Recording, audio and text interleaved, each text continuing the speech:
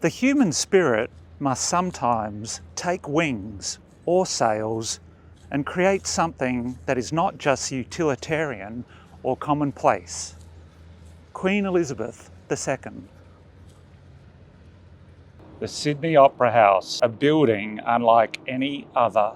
This is a fine 3D model, easy to grasp, easy to conceptualise, but what's not so easy to grasp is the majesty and power of the real Sydney Opera House. We need to experience that for ourselves.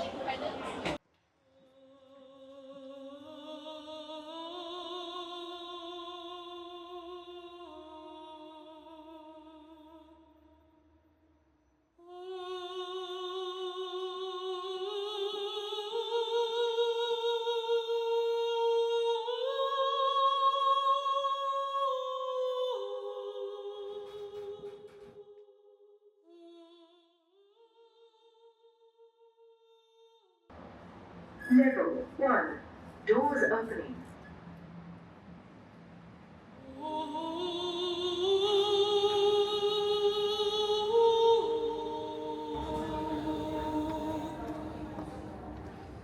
While the Opera House makes a beautiful subject at this distance, it's a safe distance.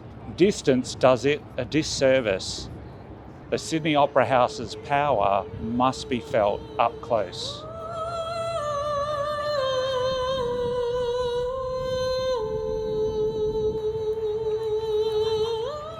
The Opera House's white shells look like billowing sails of ships upon the sea.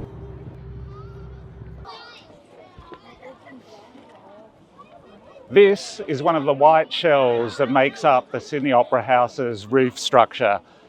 Each shell is constructed of concrete ribs, as you can see here, and each rib is covered in white and grey tiles. Across the whole roof structure of the Sydney Opera House, there is over 1 million of these tiles. But what's really cool is if you could remove the roof shells from the Opera House and put them together, they would actually form the top of a giant sphere. All the shells interlock to form a hemisphere, and that hemisphere would actually be 150 metres in diameter. How cool is that?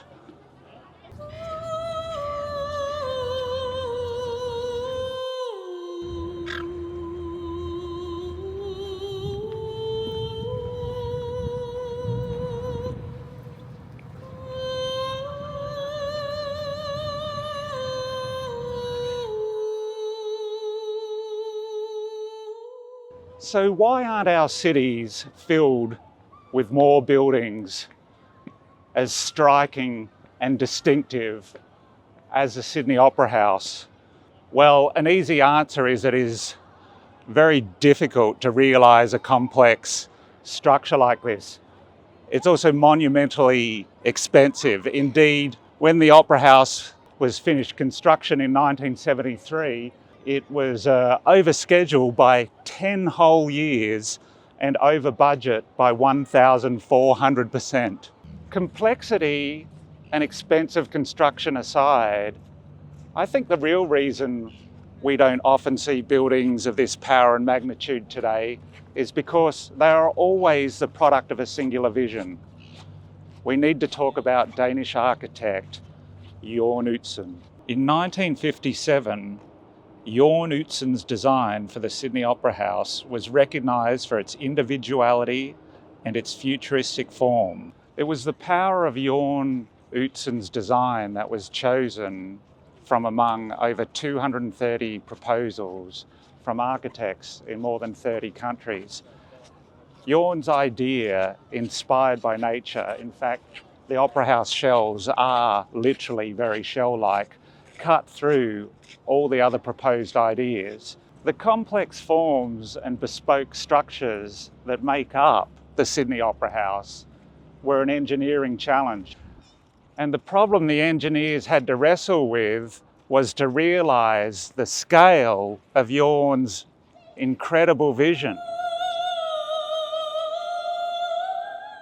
Danish architect Jørn Utzon was criticised for having such a complex vision. But if it wasn't for the power of that vision, the engineers who like to wrestle with problems, they wouldn't have a problem to wrestle with. So Jorn was a man of singular vision. But men of singular vision don't always play nicely with the status quo.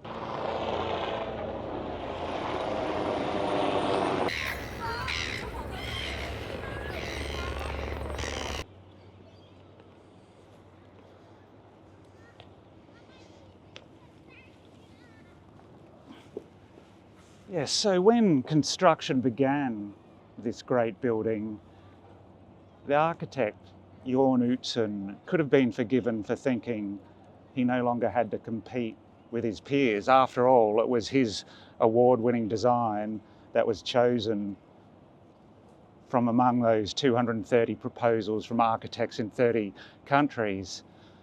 But, and I believe this strongly, if you have a strong idea, you rarely get to compete with your peers. You rarely get to compete with your equals, people who have equally strong ideas. No, who Jorn Utzon had to compete with once construction started were the bean counters, the small-minded people, the people in government who used the challenges, the cost overruns of building such a magnificent structure to politically advance themselves and to criticise the man and his vision as somehow irresponsible. Which is quite frankly bullshit, because what happened later on in the construction of the building is very telling. Utzon sadly had become fed up with the disputes over fees and cost overruns, and sadly he left the project in 1966, which was 7 years before the completion of the Sydney Opera House in 1973. He went back to Europe, he went back to Denmark.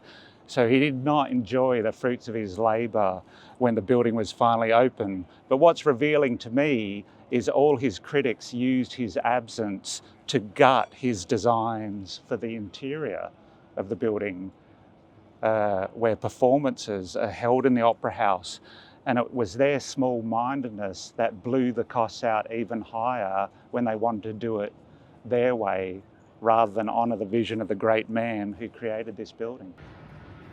There are so many fascinating architectural details as part of the Sydney Opera House's structure. When I look at this segment, it reminds me of the baleen of a large filter-feeding whale, such as a humpback whale or a blue whale. And I guess that's appropriate because Jorn Utzon's design expertly complements its surroundings, which is one of the most beautiful harbours in the world. Tragically, Jorn Utzon vowed never to return to Australia after he left the project in 1966. So poor was his treatment at the hands of the politicians and the press and even Sydney society as he tried to realise this vision. Some of these wrongs have been redressed later on in his life. The Sydney Opera House and the New South Wales government did reach out to Jorn Utzon in the 1990s in an attempt to mend wounds and also restore some of his earlier vision for the interior of the Sydney Opera House. In fact, there is a room today named after Jorn Utzon in the Opera House. Look at this magnificent symmetry. It reminds me of something from Star Wars. Oh, there is a connection with Star Wars. For all you nerds out there, the Sydney Opera House did inspire a structure in one of the Star Wars movies. That's Star Wars Episode 2, Attack of the Clones, which was actually filmed in Sydney, Australia. So to honour the Sydney Opera House, the film's director, George Lucas, included a building on the planet Geonosis. That's the planet the Jedi end up fighting the droid army of the Separatists, and they end up in an arena, and there is an architectural feature of the arena that looks like the sails of the Sydney Opera House, and then the Jedi end up having their battle with the droids.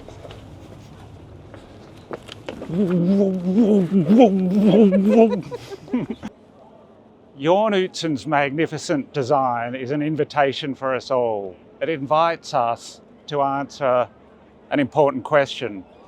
Are we on the side of brilliant ideas that inspire people around the world?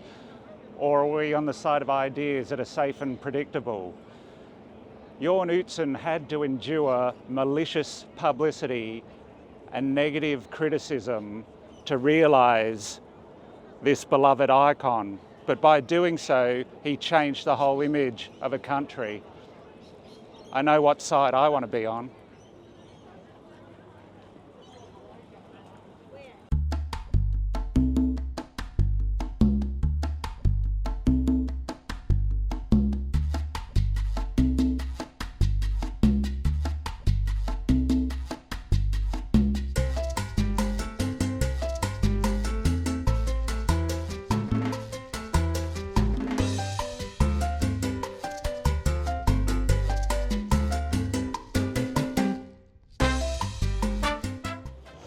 Me teaching my performer how to act. Damn! Look at these freaking lines! Look at this architecture! It's so absolutely amazing! Looks like it's from Star Trek!